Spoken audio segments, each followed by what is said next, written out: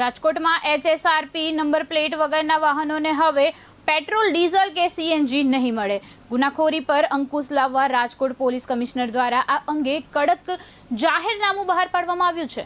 Number plate વગરના વાહનોનો ઉપયોગ કરી ચલણથી બચવા ઉપરાંત hit and run, chain snatching અને લૂંટ જેવા ગુનાઓને અંજામ આપવાના બનાવોને ધ્યાનમાં રાખીને આ નિર્ણય લેવાયો છે. જાહેરનામા મુજબ તમામ પેટ્રોલ પંપ સંચાલકોએ ગુજરાતી, હિન્દી અને અંગ્રેજી ભાષામાં નંબર પ્લેટ નહીં તો ઈંધણ નહીં લખેલું બોર્ડ લગાવવાનું રહેશે. સાથે જ વાહનની નંબર પ્લેટ અને વાહન ચાલકનો ચહેરો સ્પષ્ટ દેખાય તેવા CCTV કેમેરા લગાવી તેનું ફૂટેજ 30 દિવસ સુધી સાચવવું ફરજિયાત રહેશે. રાજકોટ પોલીસનું આ જાહેરનામું 17 ઓગસ્ટથી 15 ઓક્ટોબર 2026 સુધી અમલમાં રહેશે. જાહેરનામાનો ભંગ કરનાર વાહન ચાલક કે પેટ્રોલ પંપ સંચાલક સામે ભારતીય ન્યાય સંહિતા 2023ની કલમ 224 હેઠળ કાર્યવાહી કરવામાં આવશે. JCP ચૈતન્ય માંડલિકના જણાવ્યા મુજબ ગુજરાતમાં પ્રથમ વખત રાજકોટમાં આ પ્રકારનું જાહેરનામું બહાર પાડવામાં આવ્યું છે. લગભગ 15 થી 20 દિવસથી વાહન માટે ઝુંબેશ રાજકોટ સિટીમાં ચાલતી વખતે 100 થી ઉપર વાહનો નંબર પ્લેટ વિનાના અમે મળતા હતા.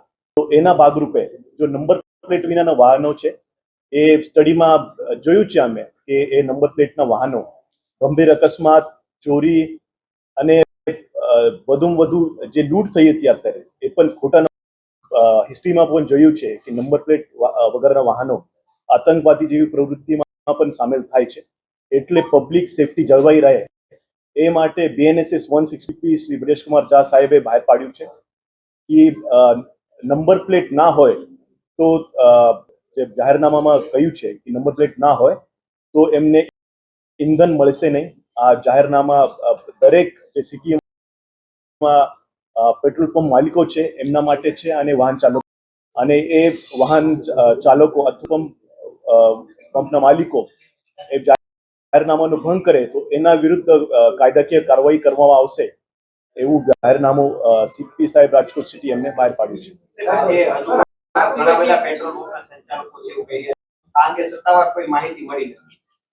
જે આજે જ જાહેરનામું બહાર પાડ્યું છે અને એ આપના દ્વારા પણ બધાને ખબર પડશે. અને અમે એ એક્સ પાર્ટે બહાર પાડ્યું છે, એની કોપી પણ અમે તમને આપવાના છીએ. અને એ જાહેરનામા જે છે એ બધાને અમલ કરતા રહેશે, બંદર કરતા. એ સારી બાબત કહેવાય આવડા માટે, જેથી કરીને ક્રાઇમે રોકી શકાય છે. અને કમિશનરના જે આ સૂચન કર્યું એનું સરકાર અને આમ જનતા પબ્લિક પણ પાલન કરવું જોઈએ, જેથી કરીને ક્રાઇમનો સ્કેલ ઓછો થાય. નિયમ લાગુ કરવો જ જોઈએ, જેથી કરીને આવારા તત્વો છે જે ગુનાઓ થાય છે એને પણ માપદંડ મળશે. અત્યારથી 10 થી 15 જગ્યા નંબર પ્લેટ જે ફેન્સી નંબર પ્લેટ છે, જે નંબર પ્લેટ હોતી નથી એવા લોકો અત્યારે 10 થી 15 જણા વયા ગયા છે.